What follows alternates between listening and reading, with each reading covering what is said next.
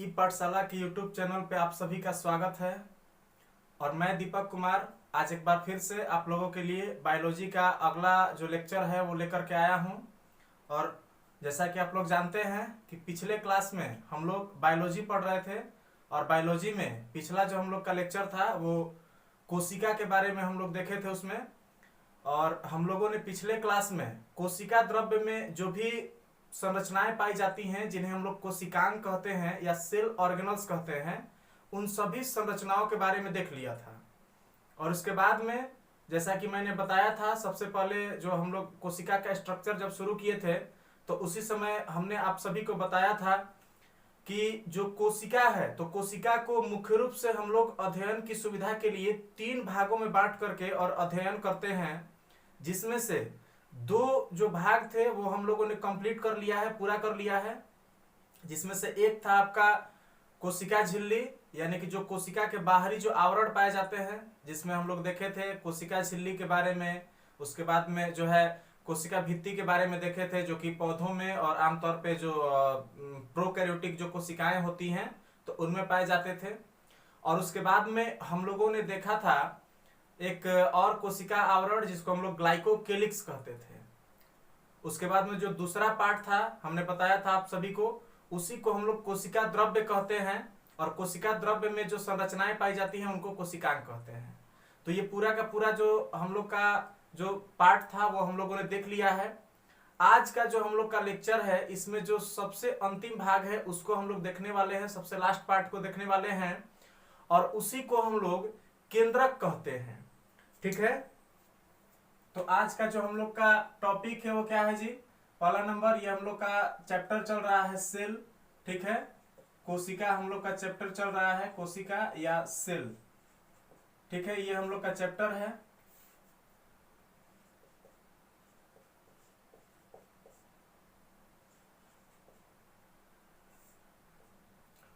और कोशिका चैप्टर में हमने आप सभी को बताया था कि कोशिका को मुख्य रूप से 3 पार्ट में बांटते हैं। ये हम लोग का आज का लेक्चर जो है इसको पहले देख लीजिए, ध्यान दीजिए यहाँ पे थोड़ा सा। लेक्चर आज का हम लोग का ये 8वां लेक्चर है, सॉरी 8वां लेक्चर है। और आज ये हम लोग का चैप्टर भी कंप्लीट हो ही जाएगा लगभग से।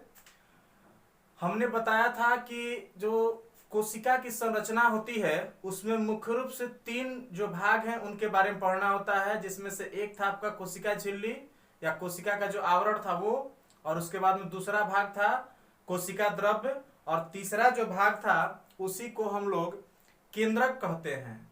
तो आज जो तीसरा पार्ट है जिसको हम लोग कहते हैं केंद्रक, क्या कहते हैं? तो केंद्रक कहते हैं। तो यही केंद्रक के बारे में आज हम लोग को पढ़ना है। केंद्रक या इसी को हम लोग न्यूक्लियस भी कहते हैं। तो केंद्रक या न्यूक्लियस आज का हम लोग का टॉपिक है।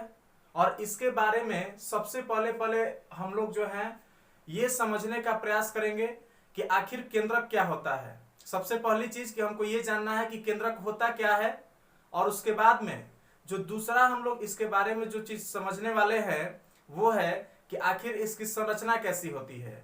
यानी कि आज का जो मेन हम लोग का फोकस रहने वाला है उसमें हम लोग 3 चीजों को फोकस करेंगे, जिसमें केंद्रक का जो इंट्रोडक्शन है यानी कि परिचय इसका समझेंगे हम लोग कि आखिर केंद्रक क्या है।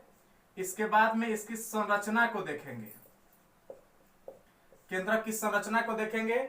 और तीसरा चीज हम लोग इसमें देखने वाले हैं इसके कार्य को, केंद्रक के कार्य को देखेंगे। और उसके बाद में एक और महत्वपूर्ण चीज देखेंगे केंद्रक के बाद में, और वो होगा आपका गुणसूत्र। जो सबसे लास्ट हम लोग का टॉपिक होगा वो होगा गुणसूत्र, या इसी को हम लोग क्रोमोसोम कहते हैं, क्रोमोसोम कहते हैं। ठीक है, तो आज हम लोग मुख्य रूप से केंद्रक और क्रोमोसोम के बारे में पढ़ने वाले हैं। तो चलिए सबसे पहला जो टॉपिक है उसको हम लोग स्टार्ट करते हैं। और अगर आप हमारे पिछले वीडियो को नहीं देखे हैं तो ये वीडियो जो है कहीं ना कहीं थोड़ा कम समझ में आएगा, इसलिए हम आपको रेकमेंड करेंगे कि आप जो भी हमारे पिछले वीडियो हैं जो कि प्लेलिस्ट में पड़े हुए हैं उनको आप एक बार जा करके देखिए। और पूरा का पूरा जो कोशिका चैप्टर का मैंने जो भी तकरीबन इससे संबंधित जो है ये हम लोग का 8वां लेक्चर है, यानी कि इससे संबंधित लगभग हमने और पहले से 7 लेक्चर अपलोड किए हैं। उन सभी लेक्चर को आप जब देखिएगा तो आपको पूरा का पूरा जो कोशिका है उससे संबंधित हम दावा करते हैं कि किसी भी प्रतियोगी परीक्षा में आपका कोशिका चैप्टर से संबंधित कोई भी प्रश्न नहीं छूटेगा। तो हम एक बार रेकमेंड करेंगे कि आप उन सभी जो वीडियोज है उनको भी एक बार जाकर के देखिए और उसके बाद में आप इसको अच्छे तरीके से समझ पाइएगा। तो चलिए आज का जो हम लोग का टॉपिक है उसको स्टार्ट करें। सबसे पहली चीज कि केंद्रक की अगर बात करें तो केंद्रक के बारे में जो है सबसे पहले कोई जानता नहीं था, और इसके बारे में सबसे पहले बताने वाले जो व्यक्ति थे उनका नाम था रॉबर्ट ब्राउन। ठीक है, रॉबर्ट ब्राउन ने सबसे पहले केंद्रक की खोज किए थे और इन्होंने 1831 ईस्वी में सबसे पहले बताया कि कोशिका के बीच में इन्होंने बताया कि कोशिका के बीच में एक गाढ़ी संरचना पाई जाती है। ठीक है, एक गाढ़ी गोलाकार संरचना पाई जाती है और उसी संरचना को इन्होंने केंद्रक कहा था। ठीक है, यानी कि इनके स्टेटमेंट के अनुसार जो केंद्रक है, केंद्रक क्या है जी? तो केंद्रक कोशिका द्रव्य में उपस्थित, केंद्रक कोशिका द्रव्य में उपस्थित, कोशिका द्रव्य में उपस्थित गोलाकार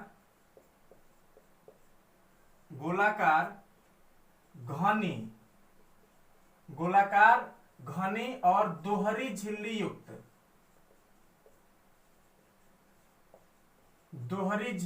युक्त संरचना है। ठीक है, केंद्रक के बारे में अगर आपसे कोई पूछे तो आप क्या बोलिएगा कि केंद्रक जो है, केंद्रक एक गोलाकार दोहरी झिल्ली युक्त एक घनी संरचना है या गाढ़ी संरचना है जो कोशिका द्रव्य के बीच में पाई जाती है। ठीक है, ये चीज हम उम्मीद करते हैं कि सबका क्लियर हो गया होगा। केंद्रक क्या है? तो केंद्रक कोशिका द्रव्य में पाई जाने वाली एक गोलाकार घनी गाढ़ी उसके बाद में दोहरी झिल्ली युक्त संरचना होती है। ठीक है, अब जो है थोड़ी सी बात हम लोग करने वाले हैं कि आखिर केंद्रक जो है वो कहाँ पाया जाता है।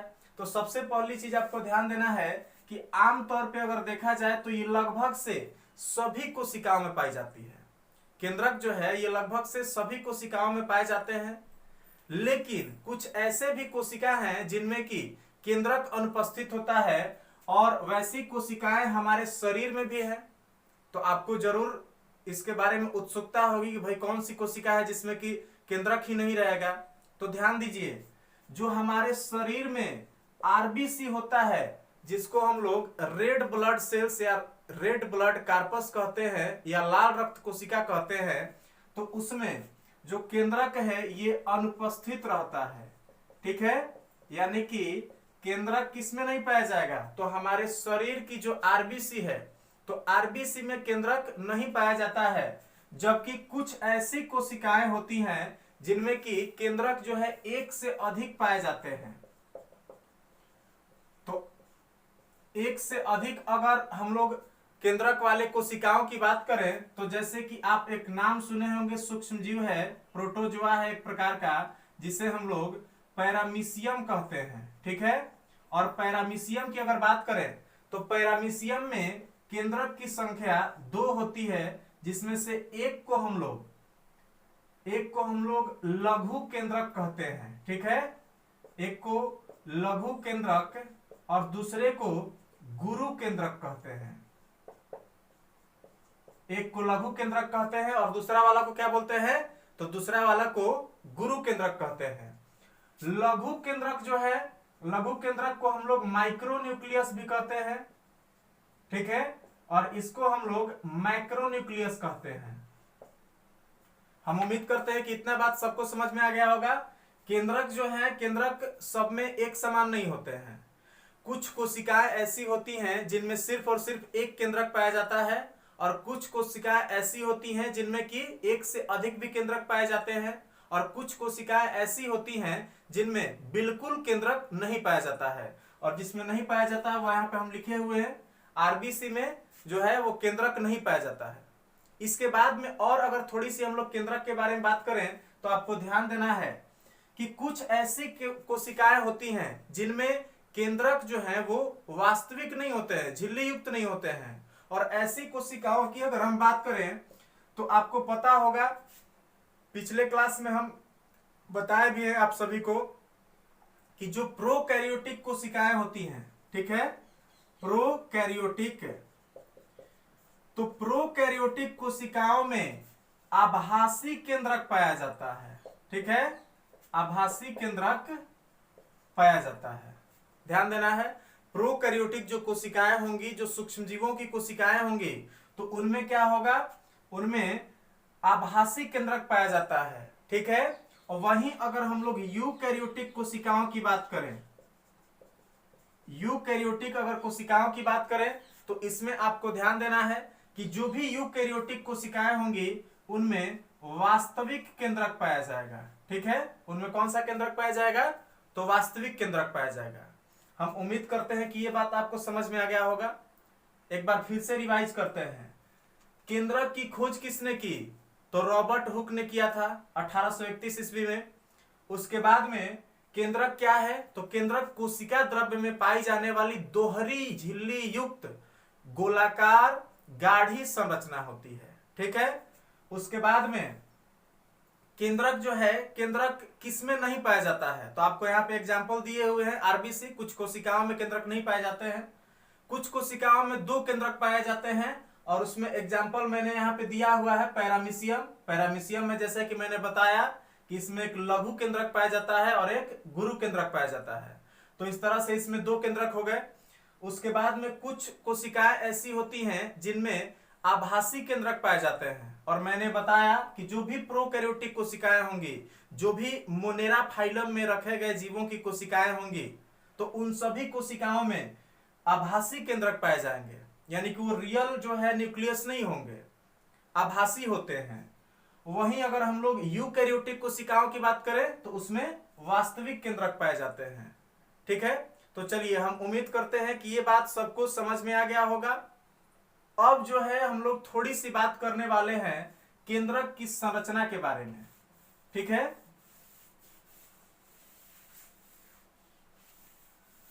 चलिए केंद्रक की संरचना के बारे में बात करते हैं।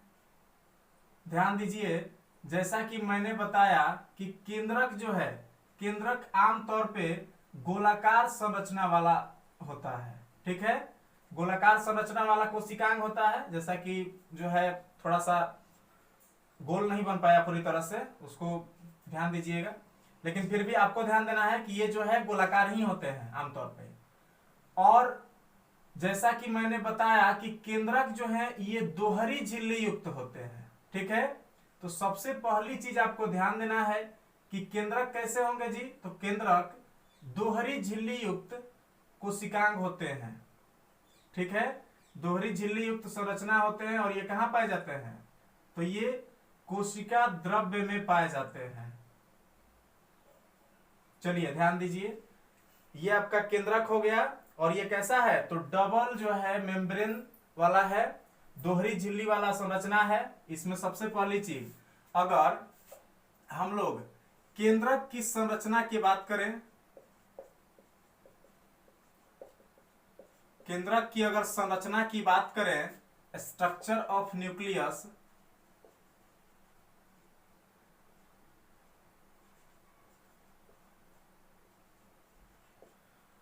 अगर केंद्रक की संरचना की बात करें तो सबसे पहली चीज आपको जो ध्यान देना है वो ये है कि केंद्रक जो है, केंद्रक का आकार जो है ये कैसा होता है, तो केंद्रक की आकृति जो है वो गोलाकार होता है, ठीक है। इसकी संरचना गोलाकार होती है पहली चीज। और दूसरी चीज, जैसा कि मैंने बताया कि केंद्रक जो है ये दोहरी झिल्ली युक्त होते हैं, तो ये भी आपको ध्यान देना है कि केंद्रक जो है वो कैसे होते हैं, तो दोहरी झिल्ली युक्त होते हैं। चलिए हम समझते हैं कि इतना सबको समझ में आ गया होगा। एक बार फिर से जो है आगे बढ़ते हैं। पहला चीज जो है केंद्रक गोलाकार होते हैं और दूसरा झिल्ली युक्त होते हैं। अब ध्यान दीजिए, केंद्रक में जैसा कि आप लोग देख पा रहे हैं कि ये वाला जो है इसको हम लोग बाहरी झिल्ली कहते हैं। ठीक है, ये क्या है, तो ये बाहरी झिल्ली है, और ये वाला जो है ये आंतरिक झिल्ली है। ये क्या है, तो ये आंतरिक झिल्ली है। चलिए ध्यान दीजिए, केंद्रक में दो झिल्लियां पाई जाती हैं, एक दूसरे के समानांतर जो है केंद्रक में दो झिल्लियां पाई जाती हैं, एक बाहरी झिल्ली और एक आंतरिक झिल्ली। और जैसा कि आप लोग यहाँ पे देख पा रहे हैं कि आंतरिक झिल्ली और बाहरी झिल्ली के बीच ध्यान देना है, पहले पहले एक बाहरी झिल्ली होती है, बाहरी झिल्ली, और एक होती है आंतरिक झिल्ली, आंतरिक झिल्ली। और जैसा कि आप लोग देख पा रहे हैं कि इन दोनों झिल्लियों के बीच में ये गैप पाया जाता है, ये खाली स्थान पाया जाता है, और इस खाली स्थान को, इस रिक्त स्थान को हम लोग परिकेंद्री, इसको हम लोग परिकेंद्रिका अवकाश कहते हैं। इसको क्या बोलते हैं जी, तो इसको परिकेंद्रिका अवकाशिका या परिकेंद्रिका अवकाश कहते हैं। यानी कि बाहरी झिल्ली और आंतरिक झिल्ली के बीच वाली संरचना को हम लोग क्या बोलेंगे, तो उसको हम लोग परिकेंद्रिका अवकाशिका बोलेंगे। उसको क्या बोलेंगे, तो उसे हम लोग परिकेंद्रिका अवकाशिका बोलेंगे। चलिए, हम उम्मीद करते हैं कि ये बात सबको समझ में आ गया होगा। एक बार फिर से ध्यान दीजिए, केंद्रक की संरचना जो है वो गोलाकार होती है और दोहरी झिल्ली युक्त होती है। इसकी दोनों झिल्लियों को, यानी कि जो बाहरी झिल्ली और अंतः झिल्ली जो है, उन दोनों झिल्लियों के बीच के स्थान को हम लोग परिकेंद्रिका अवकाश कहते हैं। और परिकेंद्रिका अवकाश की अगर बात करें तो ये लगभग 10 से लेकर के और 50 नैनोमीटर तक हो सकते हैं। ये कितने हो सकते हैं, तो 10 से लेकर के और 50 नैनोमीटर तक हो सकते हैं। चलिए, हम उम्मीद करते हैं कि ये बात सबको समझ में आ गया होगा। इससे थोड़ी सी आगे बढ़ते हैं हम लोग, और इसमें जैसा कि आप लोग देख पा रहे हैं कि जगह जगह ये बाहरी झिल्ली और अंतः झिल्ली एक दूसरे के पास में टच किए हैं। देख रहे हैं यहाँ पे, ये अंतः झिल्ली और ये बाहरी झिल्ली, और ये दोनों झिल्लियां जहां पे टच करती हैं एक दूसरे से, तो वहां पे एक छिद्र उत्पन्न हो जाता है। जैसा कि यहाँ पे देख पा रहे हैं, तो यहाँ पे छिद्र उत्पन्न हो जाता है। ठीक है, और ये जो छिद्र उत्पन्न होता है, इस छिद्र को हम लोग केंद्रक छिद्र कहते हैं, केंद्रक छिद्र कहते हैं। यानी कि जहां पे बाहरी और अंतः झिल्लियां मिलेंगी, ठीक है, जहां पे ये दोनों मिलेंगे वहां पे क्या होगा, तो वहां पे एक छिद्र उत्पन्न होगा, और उसी को हम लोग केंद्रक छिद्र कह देंगे। ठीक है, उसको क्या बोलेंगे, तो उसे हम लोग केंद्रक छिद्र बोलेंगे। चलिए, ये इतना समझ में आ गया है सबको। अब जो है थोड़ी सी बात जो है हम लोग उससे आगे लेके चलते हैं, और इसमें सबसे पहले हम आपको बता दें कि जैसा कि ये खाली जो स्थान आप देख पा रहे हैं, अंतः झिल्ली से घिरा हुआ जो ये बीच का जो स्थान देख पा रहे हैं, तो यहाँ पे एक गाढ़ा अर्ध तरल पदार्थ पाया जाता है। ठीक है, दोहरी झिल्ली के भीतर जो है, इसके भीतर क्या पाया जाएगा, तो इसके भीतर एक गाढ़ा अर्ध तरल पदार्थ पाया जाता है। ठीक है, इसके भीतर एक गाढ़ा अर्ध तरल पदार्थ पाया जाता है, और इस गाढ़े अर्ध तरल पदार्थ को हम लोग केंद्रक द्रव्य कहते हैं। इसको क्या बोलते हैं, तो इसे हम लोग केंद्रक द्रव्य बोलते हैं।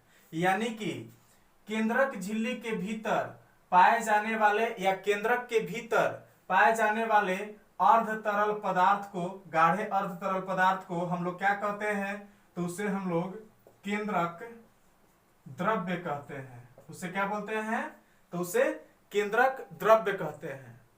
अब थोड़ी सी बात और आगे हम लोग लेके चलेंगे। केंद्रक द्रव्य में इस तरह से कुछ कहीं कहीं गोलाकार संरचनाएं पाई जाती हैं, और इन गोलाकार संरचनाओं को हम लोग केंद्रिका कहते हैं। इन्हें क्या बोलते हैं जी? तो इन्हीं को हम लोग केंद्रिका कहते हैं। ये चीज आपको ध्यान देना है। चलिए एक बार फिर से रिवाइज करते हैं। केंद्रक जो है दोहरी झिल्ली संरचना है और इसकी दोनों झिल्लियों के बीच के स्थान को परिकेंद्रिका अवकाश कहते हैं। परिकेंद्रिका अवकाश जो है मतलब यहाँ पे ध्यान देना है, और जो दोनों झिल्लियां जहां पे मिलेंगी तो वहां पे जो छिद्र उत्पन्न होगा उस छिद्र को हम लोग केंद्रक छिद्र कहते हैं। और उसके बाद में मैंने बताया कि जो झिल्ली से घिरा हुआ जो केंद्रक का जो अंदर वाला जो पार्ट होता है, इसमें गाढ़ा अर्ध तरल पदार्थ पाया जाता है और उस अर्ध तरल पदार्थ को हम लोग केंद्रक द्रव्य कहते हैं।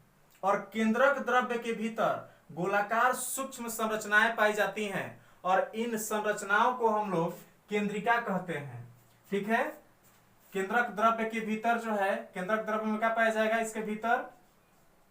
तो इसके भीतर गोलाकार संरचनाएं पाई जाती हैं। ठीक है, गोलाकार। और इसमें और एक चीज ध्यान देना है कि ये जो संरचनाएं होंगी ये झिल्ली विहीन होती हैं और इन झिल्ली विहीन संरचनाओं को हम लोग क्या बोलते हैं जी? तो उनको हम लोग केंद्रिका कहते हैं। ये जो झिल्ली विहीन जो संरचना आप देख पा रहे हैं, इस झिल्ली विहीन संरचना को हम लोग क्या बोलते हैं? तो इसे केंद्रिका कहते हैं। ठीक है, इसे केंद्रिका या न्यूक्लियोलस कहते हैं। तो अगर आपसे पूछे कि केंद्रक द्रव्य में उपस्थित झिल्ली विहीन जो संरचना होती है उसे हम लोग क्या बोलते हैं? तो केंद्रिका बोलते हैं। और एक चीज और आपको यहाँ पे ध्यान देना है, और वो ये है कि ये कोशिका के भीतर पाई जाने वाली एकमात्र झिल्ली विहीन संरचना है। आमतौर पे मैंने आपको बताया था कि जो भी यूकैरियोटिक सेल होते हैं, तो यूकैरियोटिक सेल में खास करके जो भी कोशिकांग होते हैं तो वो आमतौर पे झिल्ली युक्त होते हैं, जबकि केंद्रिका जो है वो कैसी होती है? तो वो झिल्ली विहीन होती है। तो ये चीज इसको बहुत खास बनाता है। अगली चीज, अगर इसके बारे में, केंद्रिका के बारे में और अगर हम लोग समझें तो आपको ध्यान देना है कि केंद्रिका जो है, केंद्रिका आरएनए का संश्लेषण करती है। केंद्रिका क्या करती है? तो आरएनए का संश्लेषण करती है। और इसके बारे में एक और चीज आपको ध्यान देना है कि चूंकि ये आरएनए और प्रोटीन का संश्लेषण करती है, और इसके आधार पे एक चीज आपको ध्यान देना है कि जिसमें ज्यादा आरएनए और प्रोटीन का संश्लेषण होगा उन कोशिकाओं में केंद्रिका का आकार और इनकी संख्या जो है वो अधिक होगी। जिनमें अधिक प्रोटीन का संश्लेषण होगा, अधिक आरएनए का संश्लेषण होगा, वैसी कोशिकाओं में केंद्रिका की संख्या क्या होगी? तो एक से अधिक होगी, पहला चीज। और दूसरा चीज कि इनका आकार जो है वो बड़ा होगा। ठीक है, और जो कोशिकाएं जिनमें कि प्रोटीन का संश्लेषण कम होगा, आरएनए का संश्लेषण कम होगा, तो उन कोशिकाओं में जो केंद्रिका है, केंद्रिका की संख्या भी कम होती है और केंद्रिका का आकार भी उनमें छोटा होता है। ठीक है, तो चलिए ये चीज हम उम्मीद करते हैं कि सबको समझ में आ गया होगा। अब जो है थोड़ी सी बात हम लोग करने वाले हैं, केंद्रक झिल्ली के भीतर केंद्रक द्रव्य में कुछ और भी संरचनाएं पाई जाती हैं, उनके बारे में। तो चलिए ध्यान दीजिए, केंद्रक द्रव्य के भीतर अगर हम लोग देखें तो कुछ इस तरह से जो है, यहाँ पे कुछ इस तरह से जालिकावत कुछ धागेनुमा संरचनाएं पाई जाती हैं। ठीक है, केंद्रक द्रव्य के भीतर जालिकानुमा या जालनुमा, ध्यान दीजिए, जालनुमा संरचना पाए जाते हैं। और इस जालनुमा और धागेनुमा जो संरचनाएं होती हैं, तो इन्हीं संरचनाओं को हम लोग क्रोमैटिन जालिका कहते हैं। इनके क्या बोलते हैं हम लोग? तो इनको क्रोमैटिन जालिका बोलते हैं। ठीक है, ध्यान दीजिए, केंद्रक द्रव्य के भीतर उपस्थित महीन धागेनुमा संरचनाओं के जाल को हम लोग क्रोमैटिन जालिका कहते हैं। और ये किससे मिलकर बने होते हैं? तो ये क्रोमैटिन से मिलकर के बने होते हैं, क्रोमैटिड से मिलकर के बने होते हैं। और आपको हम बता दें कि क्रोमैटिड का सबसे पहले जिस व्यक्ति ने पता लगाया था उनका नाम था फ्लेमिंग। ठीक है, क्रोमैटिन का सबसे पहले पता किसने लगाया था? तो वो लगाए थे फ्लेमिंग। और इन्होंने सबसे पहले पहले 1898 में जो है वो क्रोमैटिन के बारे में बताया था। और साथ ही साथ उन्होंने ये भी बताया था कि क्रोमैटिन जो है, क्रोमैटिन कोशिका विभाजन के समय काफी ज्यादा हेल्पफुल होती है और कोशिका विभाजन में इसकी जरूरत पड़ती है। हम उम्मीद करते हैं कि ये पूरा का पूरा बात आप सभी को समझ में आ गया होगा। अब जो है थोड़ा सा और आगे हम लोग चलते हैं, ठीक है। और आपको हम बता दें, जैसा कि मैंने क्रोमैटिन के बारे में बताया, क्रोमैटिन क्या है, तो एक धागे नुमा संरचना होती है जो केंद्रक द्रव्य में बिखरी होती है। यही क्रोमैटिन जो है कोशिका विभाजन जब होगा, ठीक है, कोशिका विभाजन, तो कोशिका विभाजन के समय यही क्रोमैटिन जो है ये विभाजित हो जाते हैं। क्या हो जाते हैं? विभाजित हो जाते हैं और विभाजित होकर के और गुणसूत्र का निर्माण करते हैं। कोशिका विभाजन के समय, कोशिका विभाजन के समय ये क्रोमैटिन क्या बनाते हैं? तो कोशिका विभाजन के समय क्रोमैटिन जो है वो गुणसूत्र का निर्माण करते हैं। ये आपका यहां पे क्लियर हुआ। चलिए थोड़ी सी बात कर लेते हैं कि आखिर क्रोमैटिन किससे मिलकर बना होता है। और इसके बारे में अगर हम आपको बताएं तो क्रोमैटिन मुख्य रूप से दो प्रकार के पदार्थों से मिलकर के बना होता है, जिसमें से एक होता है डीएनए और दूसरा होता है हिस्टोन प्रोटीन। दूसरा क्या होता है? तो हिस्टोन प्रोटीन, ठीक है। तो ये चीज आपको क्लियर होना चाहिए। क्रोमैटिन जालिका किससे मिलकर बनी होगी? तो डीएनए और हिस्टोन प्रोटीन से मिलकर के ये बने होते हैं। और यहां पे एक नया वर्ड आया है डीएनए, तो डीएनए के बारे में भी यहां पे हम आपको बता दे रहे हैं। डीएनए जो है एक प्रकार का न्यूक्लिक अम्ल है। न्यूक्लिक अम्ल, डीएनए क्या है जी? तो डीएनए एक प्रकार का न्यूक्लिक अम्ल है जो आमतौर पे इसी को हम लोग आनुवांशिक पदार्थ भी कहते हैं। आनुवांशिक पदार्थ, ये जो है ये पैतृक गुणों के वाहक के रूप में पाया जाता है, आनुवांशिक पदार्थ के रूप में पाया जाता है। और इसमें अगर हम लोग एक और चीज आपको बताएं तो डीएनए आमतौर पे जीन से मिलकर के बना होता है। डीएनए में क्या पाया जाता है? तो डीएनए में जीन पाया जाता है और जीन को हम लोग डीएनए का क्रियात्मक खंड कहते हैं। डीएनए का क्रियात्मक खंड कहते हैं। तो अगर आपसे परीक्षा में पूछे कि डीएनए के क्रियात्मक खंड किसको कहा जाता है, तो आपका क्या हो जाएगा? वो होगा आपका जीन। आनुवांशिक पदार्थ किसे कहा जाएगा? तो वो हो जाएगा डीएनए। आनुवांशिक इकाई किसे कहा जाएगा? तो आनुवांशिक इकाई जो है वो जीन को ही कहा जाता है। तो ये चीज आपको ध्यान देना है। हम उम्मीद करते हैं कि आज हमने ये जितना चीज आपको बताया ये पूरा का पूरा जो है आपको समझ में आ गया होगा। चलिए इसको एक बार स्क्रीनशॉट ले लीजिए, उसके बाद में हम लोग इससे आगे का जो हम लोग का लेक्चर है वो देखते हैं।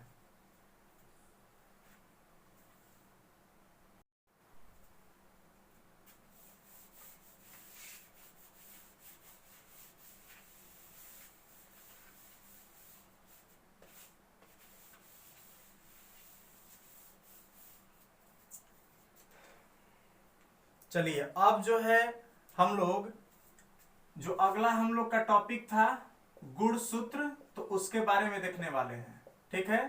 अगला ये हम लोग का टॉपिक है जिसे हम लोग गुणसूत्र या इसी को हम लोग क्रोमोसोम भी कहते हैं। इसी को हम लोग क्या बोलते हैं? तो इसको हम लोग क्रोमोसोम कहते हैं। चलिए इसको एक बार हम लोग अच्छे तरीके से समझने का प्रयास करते हैं कि आखिर क्रोमोसोम क्या है। तो सबसे पहली चीज आपको हम बता दें कि जब आप लोग आनुवांशिकता पढ़िएगा तो आनुवांशिकता में एक टर्म मिलेगा आनुवांशिकी और आनुवांशिक पदार्थ। तो आपको बता दें कि आनुवांशिक पदार्थों को जो ट्रांसफर करने का जो काम होता है वो गुणसूत्र के द्वारा ही किया जाता है। और इसके बारे में सबसे पहले पहले बताने वाले जो व्यक्ति थे उनका नाम था वाल्डेयर, ठीक है। इसके बारे में वाल्डेयर ने सबसे पहले पहले 1888 ईस्वी में बताया था। तो अगर आपसे पूछे कि गुणसूत्र के बारे में बताने वाले व्यक्ति जो हैं वो कौन थे, तो वो थे वाल्डेयर। वाल्डेयर ने सबसे पहले पहले गुणसूत्र के बारे में बताया था और उसके बाद में जो है इन्होंने सबसे पहले पहले इसका नामकरण भी किया था। और अगर हम लोग गुणसूत्र के बारे में बातचीत करें तो गुणसूत्र के बारे में आपको ध्यान देना है। गुणसूत्र जो है ये केंद्रक द्रव्य के भीतर पाए जाते हैं। गुणसूत्र कहां पाए जाते हैं? तो गुणसूत्र केंद्रक द्रव्य के भीतर पाए जाते हैं। और इनकी संरचना की बात करें तो ये पहले जो है ये धागे नुमा रूप में पाए जाते हैं। ठीक है, ये कैसे पाए जाते हैं? तो इनिशियल स्टेज में ये धागे नुमा संरचना के रूप में पाए जाते हैं और कोशिका विभाजन के समय ये बेलनाकार हो जाते हैं। कोशिका विभाजन के समय ये कैसी संरचना बना लेते हैं? तो ये बेलनाकार संरचना बना लेते हैं। और ऐसे सामान्य तौर पे ये कुंडलित जो है, कुंडलित धागे नुमा संरचना के रूप में पाए जाते हैं और कोशिका विभाजन के समय ये बेलनाकार हो जाते हैं। जब ये धागे नुमा संरचना के रूप में पाए जाते हैं तब इनको हम लोग क्रोमैटिन कहते हैं। क्रोमैटिन कहते हैं। ये धागे नुमा संरचना के तौर पे आरंभिक अवस्था में पाए जाते हैं। जो आरंभिक अवस्था है तो आरंभिक अवस्था में गुणसूत्र धागे नुमा संरचना के रूप में पाए जाते हैं। और जब ये धागे नुमा संरचना के रूप में पाए जाते हैं तो उसी को हम लोग क्रोमैटिन कहते हैं। लेकिन जब कोशिका परिपक्व हो जाती है और जब कोशिका का विभाजन होने लगता है, कोशिका का जब विभाजन होने लगता है तो इनकी संरचना जो है वो बेलनाकार हो जाती है और तब जाके इनको हम लोग गुणसूत्र या क्रोमोसोम कहते हैं। ठीक है, तो आपको हम उम्मीद करते हैं कि ये बात समझ में आ गया होगा। गुणसूत्र आरंभिक तौर पे किस रूप में रहते हैं? तो उस समय ये कुंडलित धागे नुमा संरचना के रूप में रहते हैं और इन्हें उस समय हम लोग क्रोमैटिन कहते हैं। जबकि कोशिका विभाजन के समय ये अपनी वास्तविक स्वरूप में आते हैं और इनके वास्तविक स्वरूप में ये कैसे होते हैं? तो बेलनाकार होते हैं और उस समय इनको हम लोग गुणसूत्र कहते हैं या क्रोमोसोम कहते हैं। क्रोमोसोम की अगर संख्या की बात करें तो क्रोमोसोम अलग अलग जीवों में अलग अलग होते हैं। उनके बारे में जब हम लोग आनुवांशिकी पढ़ेंगे तो उस टाइम जो है हम और भी अच्छे तरीके से इसको बताएंगे। फिलहाल के लिए आप लोग क्रोमोसोम के बारे में इतना समझिए। अब जो है थोड़ा सा और अगर हम लोग गुणसूत्र के बारे में बात करें तो इससे में हम आपको बता दें कि गुणसूत्र जो है ये आमतौर पे आनुवांशिक पदार्थों के स्थानांतरण के लिए उत्तरदायी होते हैं। गुणसूत्र क्या होते हैं? तो आनुवांशिक पदार्थों के स्थानांतरण के लिए उत्तरदायी होते हैं। और इसमें जैसा कि मैंने बताया, यहाँ पे ध्यान दीजिए कि ये आरंभिक तौर पे क्या होते हैं? तो क्रोमैटिन से मिलकर के बने होते हैं। और क्रोमैटिन के बारे में इससे पहले जस्ट मैंने बताया था कि क्रोमैटिन जो है दो प्रकार के पदार्थों से मिलकर के बने होते हैं, जिनमें से एक होता है डीएनए और दूसरा होता है हिस्टोन प्रोटीन। Histone protein. तो इस तरह से जो गुणसूत्र होंगे ये भी मुख्य रूप से किससे मिलकर बने होंगे? तो डीएनए और हिस्टोन प्रोटीन से मिलकर के बने होते हैं। चलिए उसके बाद में इससे संबंधित और भी जो जानकारियां हैं उसको हम लोग देखते हैं। इसकी थोड़ी सी बात करेंगे हम लोग संरचना के बारे में कि आखिर गुणसूत्र की संरचना कैसी होती है। और कैसे गुणसूत्र के अगर हम लोग संरचना की बात करें, ठीक है, तो गुणसूत्र की संरचना जो है इसके बारे में सबसे पहले हम आपको बता दें कि गुणसूत्र जो है इसको हम लोग मुख्य रूप से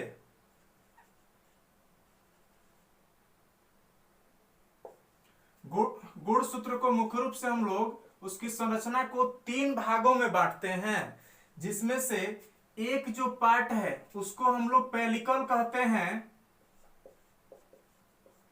दूसरे वाले को मैट्रिक्स कहते हैं।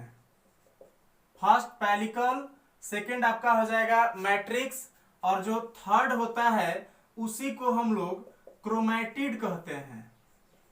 ठीक है, इन 3 संरचनाओं से मिलकर के और गुणसूत्र का निर्माण होता है। चलिए उसके फिगर से हम लोग समझने का प्रयास करते हैं। अगर हम लोग गुणसूत्र की संरचना को देखें तो गुणसूत्र में सबसे पहली चीज ये बेलनाकार अवस्था में पाए जाते हैं जब परिपक्व हो जाते हैं तब। ठीक है, परिपक्व गुणसूत्र किस रूप में पाया जाता है? तो बेलनाकार संरचना के रूप में पाया जाता है। ठीक है, जैसा कि यहाँ पे आप लोग देख पा रहे हैं, ये बेलनाकार संरचना के रूप में है। अब सुनिए ध्यान से, बेलनाकार संरचना के रूप में है। इसका जो सबसे बाहरी आवरण जो आप देख पा रहे हैं, तो इस बाहरी आवरण को ही हम लोग पेलिकल कहते हैं। गुणसूत्र के सबसे बाहरी जो आवरण होता है उसको हम लोग पेलिकल कहेंगे। यानी कि पेलिकल जो है वो क्या है? तो ये गुणसूत्र का बाहरी आवरण है। क्या है? तो ये गुणसूत्र का बाहरी आवरण है। ठीक है, उसके बाद में अगला चीज आपको समझना है मैट्रिक्स। और मैट्रिक्स की अगर बात करें तो यहां पे ध्यान दीजिए कि पेलिकल से घिरे हुआ ये जो बीच वाला जो आप भाग देख पा रहे हैं, इसी को हम लोग मैट्रिक्स कहते हैं। इसको क्या बोलते हैं? तो इसको हम लोग मैट्रिक्स कहते हैं। यानी कि अगर मैट्रिक्स के बारे में पूछे तो आपको ध्यान देना है कि पेलिकल से घिरा हुआ जो क्षेत्र होगा, तो पेलिकल से घिरा हुआ क्षेत्र को ही हम लोग मैट्रिक्स कहेंगे गुणसूत्र में। ठीक है, उसके बाद में अगला चीज जो है आपको समझना है क्रोमेटिड। और क्रोमेटिड की अगर हम बात करें तो आपको यहां पे ध्यान देना है कि गुणसूत्र जो है, तो गुणसूत्र में एक दूसरे के समानांतर इसमें धागे नुमा संरचनाएं पाई जाती हैं। और इन धागे नुमा संरचनाओं को ही हम लोग क्रोमेटिड कहते हैं। ठीक है, इसको क्या बोलेंगे? तो क्रोमेटिड। दोनों को सम्मिलित रूप से हम लोग क्रोमेटिड कहते हैं। चलिए सुनिए ध्यान से, गुणसूत्र के मैट्रिक्स में धागे नुमा जो संरचनाएं हैं, समानांतर धागों के समान जो है संरचनाएं पाई जाती हैं। और इन्हीं समानांतर धागों को हम लोग क्रोमेटिड कहते हैं। और इसमें आपको एक और चीज ध्यान देना है कि क्रोमेटिड में जो ये धागे पाए जाते हैं, तो इन प्रत्येक धागों को हम लोग क्रोमोनिमेटा कहते हैं। इनको क्या बोलते हैं? तो इनको हम लोग क्रोमोनिमेटा कहते हैं। ठीक है, गुणसूत्र में सुनिए ध्यान से, गुणसूत्र में जो समानांतर धागे नुमा जो संरचनाएं पाई जाती हैं उन्हें क्रोमेटिड कहेंगे, दोनों को। ठीक है, और वहीं क्रोमेटिड में जो सिंगल जो ये जो धागे पाए जा रहे हैं, इनको हम लोग क्रोमोनिमेटा कहते हैं। उसके बाद में अगला चीज अगर हम लोग देखें तो इसमें ध्यान देना है, पहले क्रोमेटिड की अगर बात करें तो ये क्या है? तो ये समानांतर जो है, समानांतर धागे नुमा संरचनाएं होती हैं। धागे नुमा संरचना, तो समानांतर धागे नुमा संरचनाओं को हम लोग क्रोमेटिड कहते हैं। और इस क्रोमेटिड में सुनिए ध्यान से, इस क्रोमेटिड में जो प्रत्येक जो धागा होता है, तो प्रत्येक धागे को हम लोग, प्रत्येक जो धागा होगा उसको हम लोग क्रोमोनिमेटा कहते हैं। उसको क्या बोलते हैं? तो क्रोमोनिमेटा कहते हैं। ठीक है, ये सबको समझ में आ गया। अब जो है उससे थोड़ा सा आगे चलते हैं। जैसा कि आप यहां पे देख पा रहे हैं कि यहां पे ये जो दोनों धागे हैं आकर के यहां पे एक दूसरे से मिल गए हैं। और जिस स्थान पर दोनों धागे एक दूसरे से आकर के और मिलते हैं, उस स्थान को हम लोग सेंट्रोमियर कहते हैं। उसको क्या बोलते हैं? तो उसको हम लोग सेंट्रोमियर कहते हैं। यानी कि जिस स्थान पर दोनों जो समानांतर धागे आकर के मिलते हैं, उस स्थान को हम लोग सेंट्रोमियर कहते हैं। और एक चीज और आपको ध्यान देना है कि सेंट्रोमियर के पास में, यहां पे ध्यान दीजिए कि सेंट्रोमियर के पास, देखिए सेंट्रोमियर के पास जो गुणसूत्र है, तो गुणसूत्र के पेलिकल में संकुचन हुआ रहता है। और ये जो संकुचन है, इस संकुचन को हम लोग प्राइमरी कॉन्ट्रिक्शन कहते हैं या प्राइमरी संकुचन कहते हैं। यानी कि सेंट्रोमियर के पास में जो गुणसूत्र का जो बाहरी आवरण है, जो पेलिकल है, उसमें जो संकुचन होगा उस संकुचन को हम लोग क्या बोलेंगे, तो उसको प्राइमरी कॉन्स्ट्रिक्शन कहते हैं। हम उम्मीद करते हैं कि ये पूरा का पूरा जो बात है वो आप सभी को समझ में आ गया होगा। अब जो है थोड़ा सा और इससे आगे चलते हैं। चलिए ध्यान दीजिए थोड़ा सा। गुणसूत्र का हम लोगों ने भी संरचना देखा और इसमें हम लोगों ने एक चीज समझा जिसको हम लोग सेंट्रोमियर कहते हैं। और इसी सेंट्रोमियर के हेर फेर के कारण ही गुणसूत्र के अलग अलग टाइप बन जाते हैं। और इसके अगर हम लोग टाइप की बात करें तो यहां पे ध्यान दीजिए, जो गुणसूत्र के प्रकार जो होते हैं, गुणसूत्र के प्रकार, तो गुणसूत्र के अगर प्रकार की बात करें तो ये मुख्य रूप से 4 प्रकार के होते हैं। गुणसूत्र कितने प्रकार के होते हैं, तो ये मुख्य रूप से 4 प्रकार के होते हैं, जिसमें से सबसे जो पहला है उसी को अगर हम लोग देखें तो उसे मेटासेंट्रिक कहते हैं। मेटासेंट्रिक या इसी को मध्य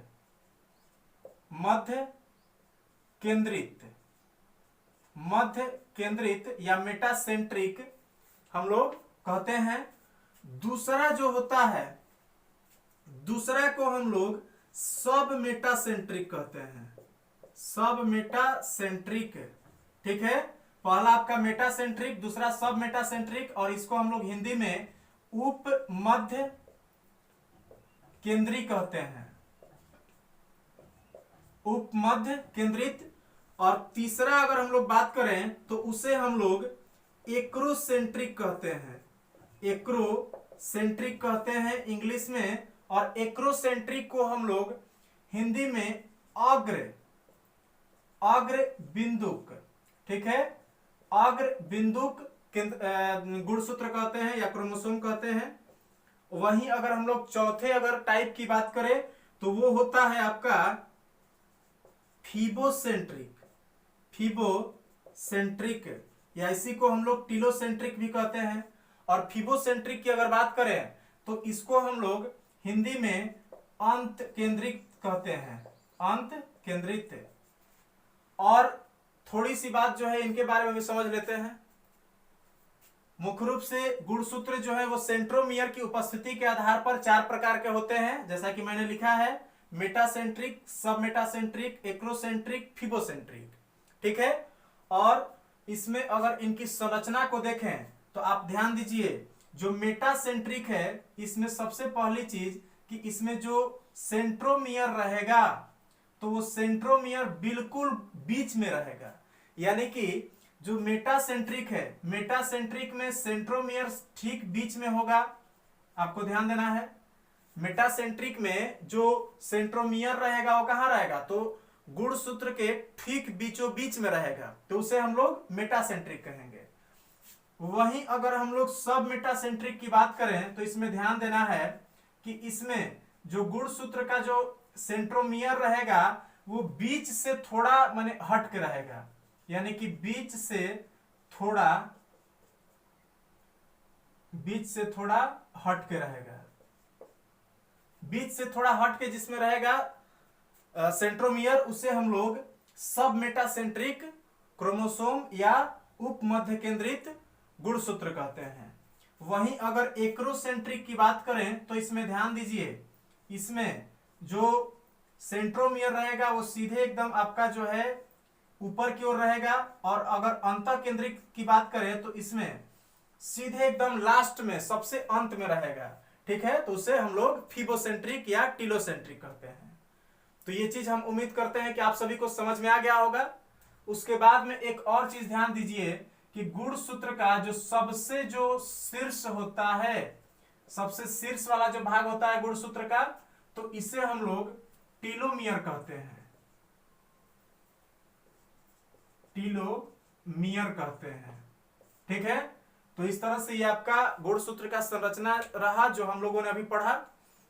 हम उम्मीद करते हैं कि आज का क्लास आप सभी को समझ में आया होगा और आप लोगों ने आज के क्लास को पूरी तरह से एंजॉय किया होगा। तो चलिए आज के लिए बस इतना ही। उसके बाद में अगले क्लास में हम लोग जो है अब मुख्य रूप से ये तो आपका जो चैप्टर है वो कंप्लीट हो गया। अगला जो हम लोग का चैप्टर स्टार्ट होगा उसमें हम लोग जो है अगले क्लास में हम लोग जो है हिस्ट्री को शुरू करेंगे और प्राचीन भारत को अगले क्लास से हम लोग स्टार्ट करेंगे। ठीक है, थैंक यू।